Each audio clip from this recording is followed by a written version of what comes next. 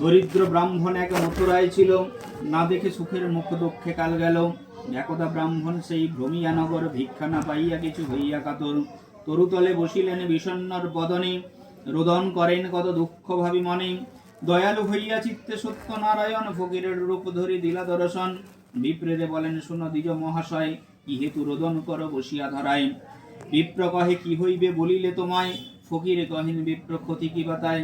দ্বিজ কহে, নিত্য নিত্য ভিক্ষা মেগে খাই, আজি নাহি ভিক্ষা মিলে দুঃখ চিন্তা তাই। ফকির কহেন, বিপ্র যাহ নিজপুর, আমারে ওরছিলে হবে সব কষ্ট দূর।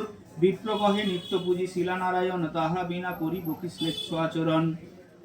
ফকির বলেন হাসি, শুনো বিপ্রবর, বেদ বা কোরআন কিছু নহে মতান্তর। যেই রাম সেই রহিম নাম একই হয়, ত্রিলোকে নাহিক দুই কহিন নিশ্চয়। কহিতে কহিতে কথা অখিলের নাথ, শঙ্খ চক্র গদা পদ্মে শুভেচ্ছারি হাত।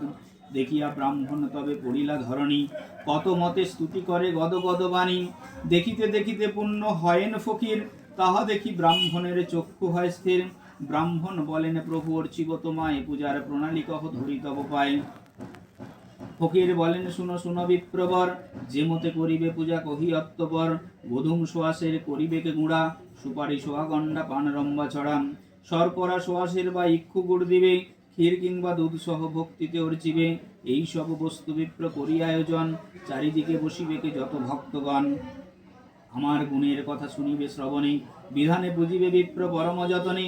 সত্যপীর গহি সবে মাথে দিবে হাত, নারায়ণ বলি করিবে কে প্রাণীপাত। প্রসাদ লইবে যত্নে, এই তো বিধান, এত কহি নারায়ণ হন অন্তর্ধান। শুনি ভাবে গদ গদ বিপ্র পুলকিত, ভ্রমিতে ভ্রমিতে গৃহে হন উপনীত। ব্রাহ্মণী শুনিয়া হন হর্ষে নিমগণ, শিরনিয়াদি করিলেন যত আয়োজন। যথাবিধি অর্চিলেন নারায়ণ পদ, রাতারাতি হয় গৃহে অতুল সম্পদ। ইহা দেখি গ্রামবাসী কাঠুরিয়াগণ, ভক্তি করি দ্বিজবরে জিজ্ঞাসে তখন। শুনি দ্বিজ বলিলেন বিধান সমস্ত, কাঠুরিয়াগণ শুনি হয় বড় ব্যস্ত। শিরনি আদি কইল তারা বিহিত প্রকারে, সর্বকষ্ট দূর হইল হর্ষ ঘরে ঘরে। সদানন্দ নামে সাধু ছিল একজন, কাঠুরের সুখ দেখি হয়ে হৃষ্টমন। জিজ্ঞাসিয়া আদি অন্ত সকলেই জানিল, জানিয়া সাধুর হৃদে ভক্তি জন্মিল।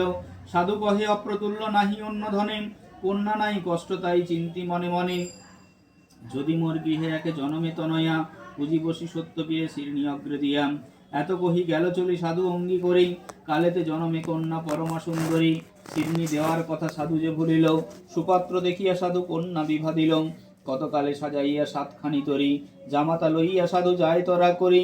দক্ষিণ পাটনে ছিল রাজা কলানিধি, সেই দেশে সদাগরে নামাইল বিধি। দ্বীপে সম্বাসিয়া থাকে তরণী চাপিয়া, বিপত্তি ঘটিল হেরে শিরনি না দিয়াম। রাজার ভাণ্ডারে যত ধনা দিয়াছিল, নিশি মধ্যে সাধুর নৌকায় পূর্ণ হইল।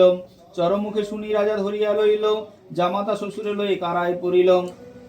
রাজা কোটাল মশানে লয়ে যায়, পাত্র অনুরোধে তারা দোহে প্রাণ পায়। কারাগারে বন্দী দ্বারা থাকে দুইজন, কি কহি দুঃখের কথা না হয় বর্ণন। পতির বিলম্ব দেখি চিত্তে দুঃখ জুতা, সর্বস্ব নষ্ট হইল পড়িল দুঃখেতে।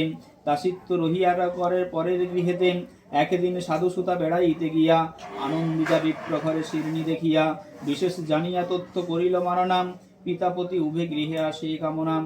তারপর গেল ঘরে সাধুর তনয়া, সত্য নারায়ণ তাহে জনমিল দয়া। শ্বশুর জামাতা যথা বন্দি কারাগারে, স্বপ্নে কন নারায়ণ সেই নরবরে। শুনো শুনো ওহে রাজা আমার বচন, কলিকালে পূজ্য আমি সত্য নারায়ণ। সদাগর আর তার স্নেহের জামাই, বিনা দোষে বন্দি আছে দোষ কিছু নাই। রজনী প্রভাত হইলে দুই সদাগরে, দশগুণ ধন দিয়া তুষিবে সাদরে। বলিতে বলিতে হইল মোহন মূরতি, স্বপ্ন হেরি চমকিয়া উঠে নরপতি। প্রাতকালে উঠি রাজা সবার গোচর, আনা হইল কারা হইতে দুই সদাগর। বসন ভূষণ আর বহু ধন দিল, সাধুরে সন্তুষ্ট করি বিদায় করিল। দশগুণ ধন লোভী নাই দিল ভরা, দেশেতে যাইতে সাধু করিলেন তরা। পুলকিত সর্বজন হর্ষ কোলাহল, নাহি জানে সত্যদেব করিলা মঙ্গল। তবে সত্যদেব মন বুঝিতে সাধুর, ফকির রূপেতে কন বচন মধুর।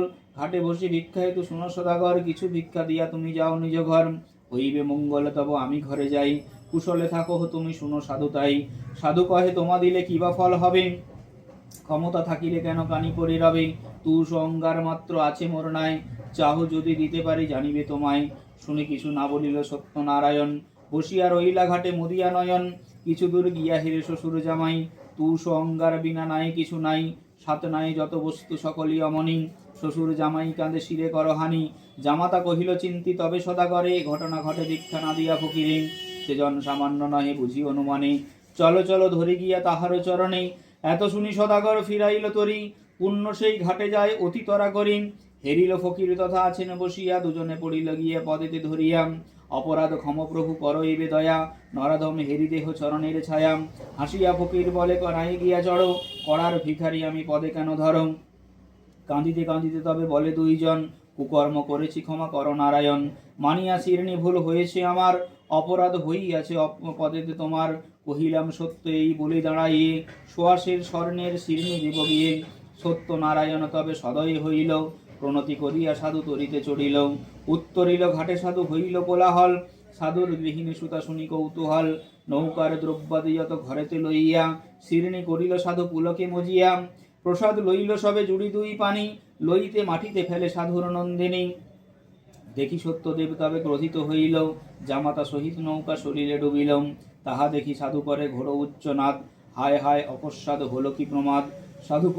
সাধু কন্যা যায় ডুবিয়া মরিতে, জননী না পারে তারে ধরিয়া রাখিতে।